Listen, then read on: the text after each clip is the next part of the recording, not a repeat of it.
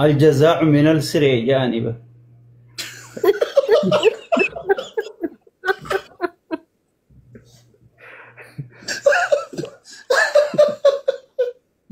جذاثير فريبا يا دكتورة.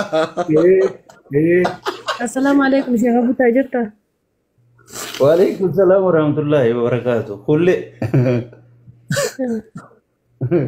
أكم هاي والله ندسوك جت ما شاء الله. أنا الله أختي أكبر. شيكوتين تيجي ما شاء الله جت زيها. أفنى رواد. إيه؟ Mucatti ma jaga tanura udah check up. والد أنا ما أقول رجع بيتين زيها. Kamafte barte akan aku gurati ba? إيه؟ Kamafte barte akan aku. مالك كم بس بلاي سخي والله ركوبنا تاجرون كم مسدين. هلا لو كنا قرتين زيها. हमारे को जिमा हुआ था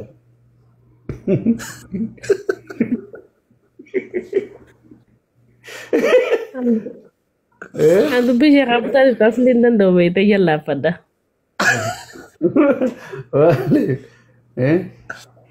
Iya pada. Tokkogaaf tokko kita hebeita intalawgii fuulu araba fuulli kun wahuma marmeela arabaa cuuqanii baasan fakkaatti. Bar waan tan akkanumarraan keesin gaafanne beeytaa mudannoo nama mudatteetu asin nu mudate. Hoggii huccuurraa yaasun tala jalli kun morma kanarraa gaxee galee hanga dakatti sheekka abbutaarra diima sii galee. Gubbaan faranjii. Anna kuno fuula kanaaf maarii baasee jallisii kasala fakkaataa maarii horii maarii kiyyanaa deebisaa jee qiyaamaan nu qabattee sii galee. Hayye. Waywaanne itti ol deebifne maas. Edaan intala gurbaan caluma jee dalagatuu malee baadiyyaa dhaqee biyya tana baadiyyaa jira cal jee foon qalee dalagachuu malee dhalaa sin beeku duraa wa'ada naqe dubrummaa ni qabdaa jee ati dubraa jee lakki. Ati dubraa jennaan wallaahi an dubra jetteen. Hoggii waliif fidan intala haa hoggiitti sirarra jara waliif gallakkifnu.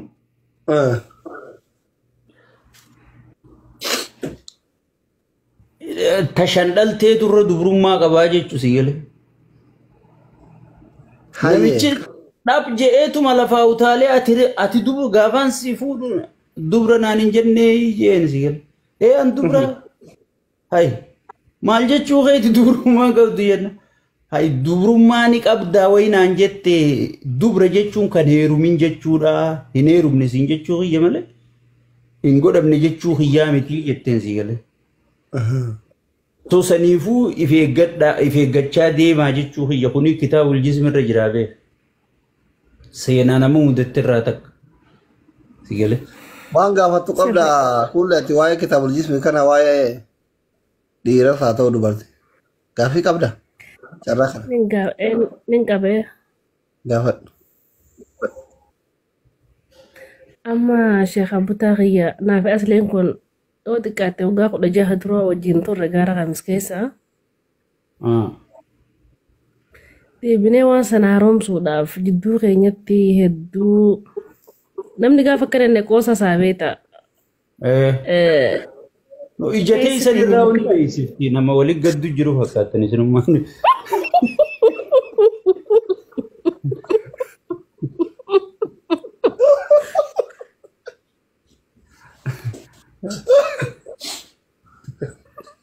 Itti fufi qullati. Inni jaza kafaliin deema moo lawlawiin deema dura. Wallahi gaafa sana innummaan mataa isaa lawlawi.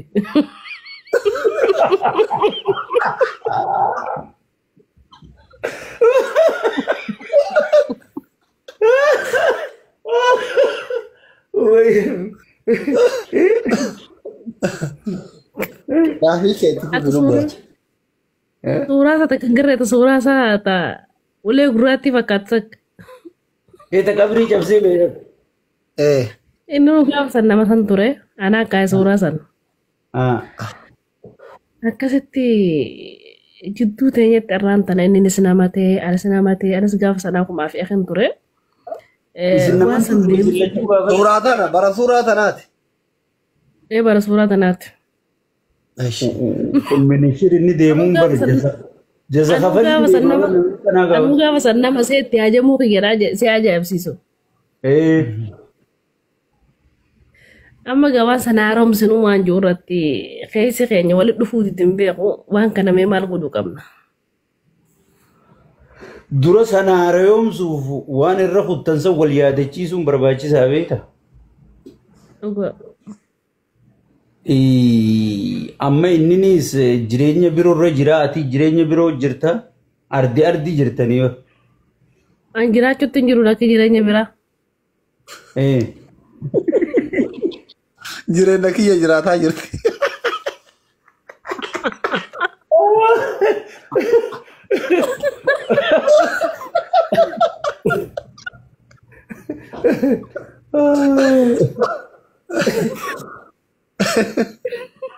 Haa. An jireenya manni gaafa sanatti na dhiisa keessa hin jira jireenya masaa sana hin jiraachaa jira. Akka wanni kun takka akkan irraa muradhu takka akka immoo gartee bakka sanatti deebinu maal godhuu qabna akka nama beeka akka nama hayyuu tokkotti. Lakkii beeyta jaartiin tun tanam sadiitii jaani. Homa kitaabul jismi jedhu itti himaa itti waa takka sodaatina sheekaab ilma kiyya saahiba kiyya nama baay'een laalaa jira haadha manaattu dhagayamnaamin jettee rafte jaartiin homa kitaabul jismi jedhu qurrut godhe itti hime sodaatinaa jette firiidam iskazii agaatiiti eshi oofi. Duriyyeen sagalee sheekaa waraabdee itti geessiti. In sodaatin anatu waasii sirraata oofi. Tuwwaan keessaa gaafii jajjaba tuwwaan keessaa mari'atanii malee waan gubbaan mari'atanii rifeensa tokko nama keessatti aaddatanii tokko immoo kophatti aaddatan jedhanii.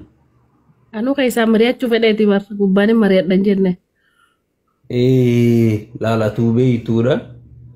Wanni gootu duraanuu hudduu wal barte waliin dhiiftuu jedhanii beeyta.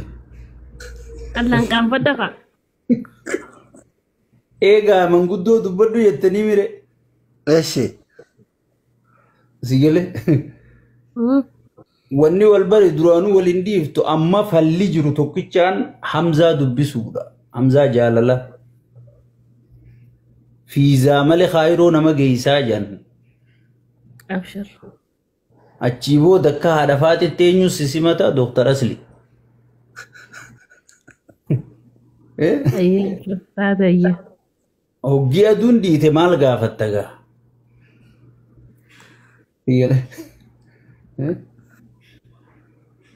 Ishee qabuttaa qaanfadda gadiin bu'aa dhiifama.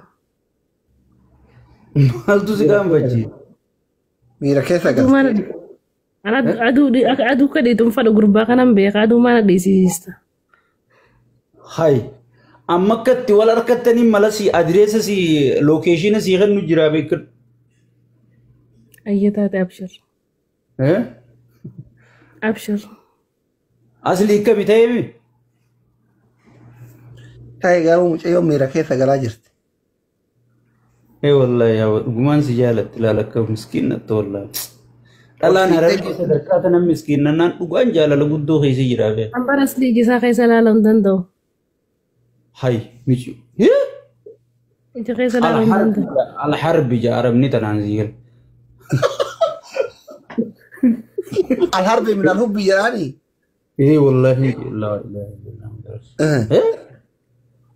Hai haguma ammaatu kamitti eeyse ati kunoo ambaan sii qabna.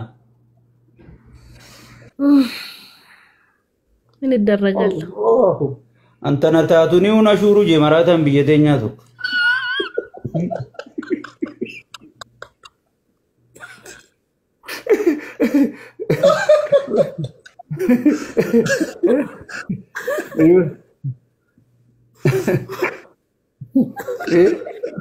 Eshi. Takka jaza urmiiti yaangaan guddadhee molaaxee keessatti hafuura akkana nama baafateen garree qaban. Jaaladheeti. Hafuura irraa dhumaatii barkun. لا جالدتي من شيخ أبو تغي درك أبيت قالوا لي فما جدك جلالت سكبدين بيته hin beeka wallahi inji jaalate beeka gubaa jaalala guyyaa meeqaan qabadde hulaa jee gurbaa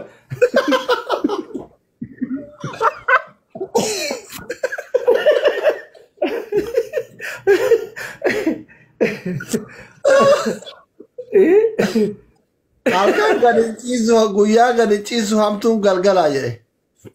Meri wallahi ay haala siyaasaa haala yeroo wajjin deemtanii deebitan ka ammallee akkuma gaafa bilxiginnaa keessa jirtan nu lolaa turtan ammallee nuuf lolaa jirtanii barsiin sheekkaa goota. Goota waan amaletti kophaatee gaafa mana nyaataa keessatti nyaata isin jalaa fuutee saniin araaramtanii egaa as deebite kana wal argitanii sinaaf feerre.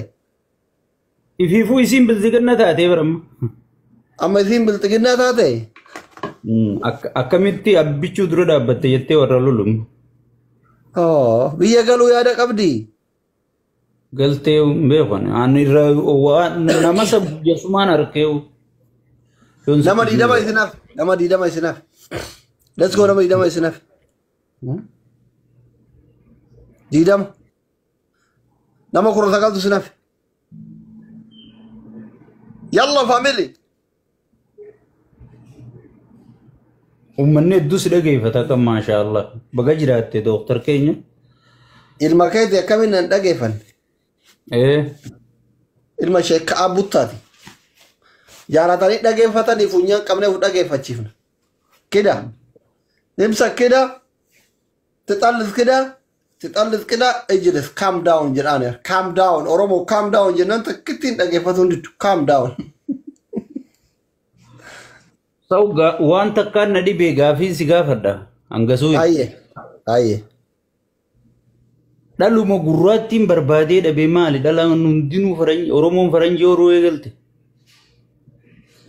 dhalaan gurraattiin jirti miidiyaa kanarraa cufti ta'as baatu faranjuma as baa maaltu oromoo faranjii horuu eegale moo amma fakkeenyaaf kullee Yusuf gurraatti kullee beeytaa hullee teenyaniin beekee gurraatti amma isiin fiiltaraaf xiqqoo magaalatti malee lafarratti argite gurraatti jennaan irra gurraatti kasara.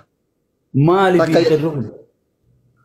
Lammata mootu bililleen gurraatti bililleen talabbaa jufaar. Araba fakkaatu. Dhalaa feemasoota keessaa bililleen gurraatti kuulleen gurraatti shamarran Oromoo feemasoota keessa. Tabiraatami gurraattiin.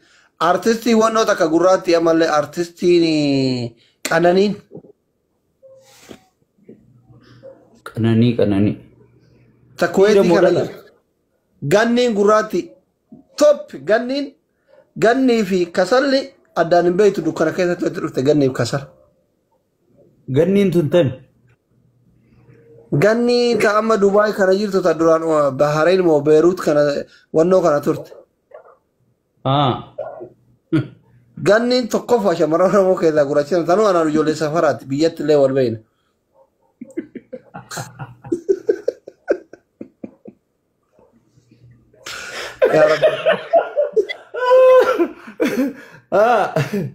Addaan hin beektu dukkana keessatti yoo dhufte kasalaaf fuula kasalaa ganni fuula kasalaa addaan hin beektu. Lammaffaan bililleedha. Sadaffaan Qananiidha. Arfaffaan kuulledha. Beera feemasa miidiyaa kana jira. Nuti magarraa bililleen amma kaa araba fakkaatti. Amma daamii jeetiin laala suuraa sii takka numaatu ajaa'iba. Waan diimataantu jira. Akkasii. Meekaap jedhaniin. Meekaap. Aljamiilun tiktookii almiidiyyaa meekaap jedhaniin afaan arabaati. Yaa Jamiilu. Baraan Oromoo gurraatti yoo tokko hin dhageenye. An Oromoon gurraattii dhaluu anumaa fi sirra dhaabdee jeetiin yaaddee yoo beekta. Never nuti babbareeda akka jara ammasitti himu kanaati. Never. Allahu akbar. Never. Nuti baay'ee bareedna. Adiidha nuti jara biratti Araba Faranjii. Anaabsi. Jara amma maqaa kana biratti Arabati Faranjii. Mi wallahi ji. Ati lafa gartee jira. Kulle ana dubrummaa irraa fudhate gaara akkamis kanatti jaalalleetii turte. Ganniin ijoollee ollaa kiyyaati. Bilillee fi qananii ta'an onlaayinii kanarratti beeka. Hoggii dubrummaa irraa fudhattu rabbi sodaadhu jetti moo afaan Oromootiin oh my god jetti. Aboo kiyyaa suuta jedhi naan jette. Ni jarjartaati. Chumaan gisee an jarjare waan ati reef jette sanillee jette amma jala jirti boruu natti iyyiti. Sa'aatiin laallanne re'aan hin beeku gaafa sana ijoollee. Sanaafin kitaabul jismi dubbisaa isiniin jaabar. Sa'aatii osoo laallatin iti tare bakkeen bakka sa'aatiin jirullee miti kaa gaara keessa. Gaara kamis kana keessa. Ol galchee kun asitti himti ragaa baati. Mee wallahi ji. Wallahi kulle lakkoofsa tokko barreesse wallahi as jala jirti kun dhuguma ana dubrummaa irraa balleesse. Kuno as jala jirti kulle